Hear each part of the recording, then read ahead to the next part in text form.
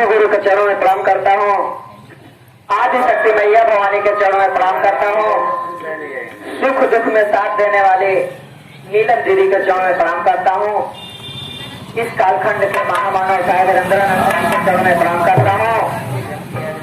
ये दूर देश से भैया बहनी आले सबके चरणों में मुन्ना छुट का प्रणाम स्वीकार हो, महादेव स्वीकार हो। तो आइए देखिए, आप सब हमारे बड़े गुरु भाई अमर देव जी से बढ़िया बढ़िया भजन सुने। आइए ले चलते हैं छोटी सी भजन की तरफ। जो त्रुटि हो उसे क्षमा करिएगा। तो आइए चलते हैं, छोटी सी भजन है, मन को लगाते हुए, दिल में बसाते हुए, आइए उस भजन को दोहराते हुए। कि अपने बसेला भोला टूट ही मड़ैया में, अरे भगतन के महला बनाए भोले दरिया। अरे अंग अंग से बेसहारा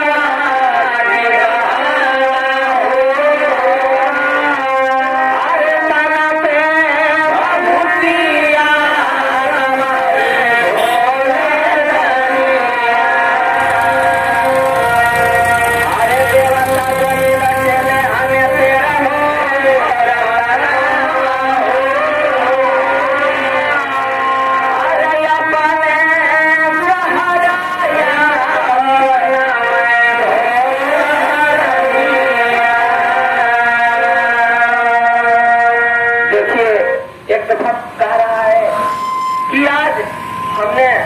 शिव के गुरु माना। और शिव गुरु इतने दानी इतने दयालु हैं कि भक्त का कहना मानते। आज हमारे इस आंगन में बाबा भोलेनाथ आ चुके हैं, लेकिन कैसे भजन के माध्यम से कि बोलाया कहीं ने